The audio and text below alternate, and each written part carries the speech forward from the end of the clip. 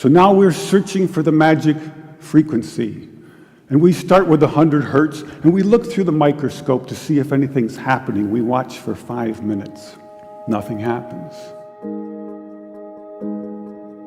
We try hundreds and hundreds of frequencies, if not thousands, until we find the magic combination. Because we believed there just had to be a better way. There had to be a better way. And we think we may have found it. I have here 2 identical tuning forks, both tuned to the note A, the note an orchestra tunes to. These forks are both made to vibrate 440 times per second. We say their frequency is 440 hertz. If I tap this fork, putting little pulses of energy into it, the second fork will also vibrate in sympathy. And if I silence this fork, we just may hear the other singing its tone. We say that I'm inducing a sympathetic resonant vibration in the second fork. It only works because both forks are tuned to the exact same frequency. Now, many of us have seen this very charming young man on the internet who shatters crystal glasses with his powerful voice. But if you watch him carefully, you'll see that first he taps the glass with his finger and listens. The glass sings its natural resonant pitch. Then he takes a deep breath and sings a loud, long note. He induces a resonant vibration in the crystal glass. The vibration grows larger and larger and larger until the glass is shattered. On the other end of the scale, we have a giant bridge made out of concrete and steel, a suspension bridge, the Tacoma Narrows Bridge.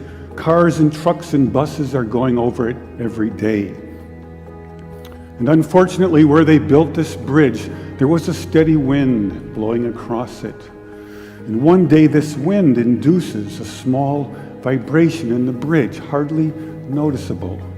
But the frequency of the vibration matches the resonant frequency of some part of the bridge. And the vibration gets larger and larger and larger until the bridge collapses into the river below.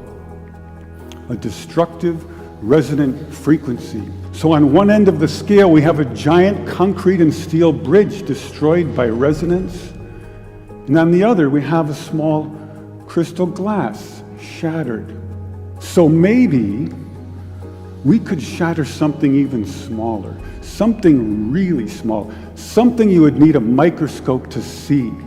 Maybe we could shatter a living microorganism. So maybe we could change a biological living liquid crystal with a special electronic signal.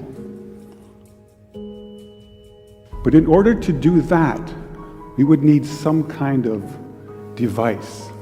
So we search the US patent database, and we find this invention by a physician, Dr. James Bear of Albuquerque, New Mexico.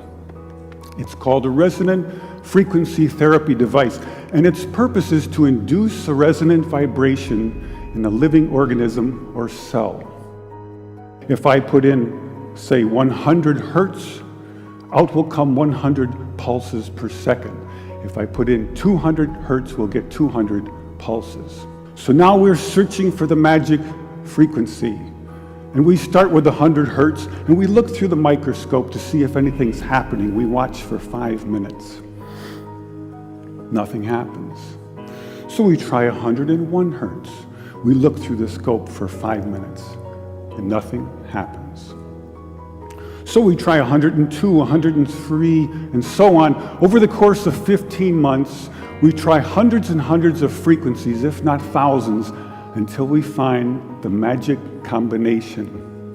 The answer is you have to have 2 input frequencies, one low, one high, and the higher frequency must be 11 times the lower. It's what we musicians would call the 11th harmonic. And when we add the 11th harmonic, we begin to shatter microorganisms like a crystal glass.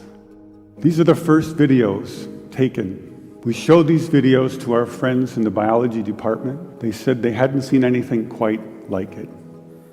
Seems to be a new phenomenon.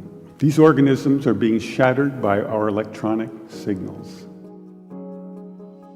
We now know that cancer is vulnerable between the frequencies of 100,000 hertz and 300,000 hertz. So now we attack leukemia cells. Leukemia cell number 1 tries to grow a copy of itself, but the new cell is shattered into dozens of fragments and scattered across the slide. Leukemia cell number 2 then hyperinflates and also dies. Leukemia cell number 3 then tries to make another cancer cell. The new cell is shattered and the original cell dies.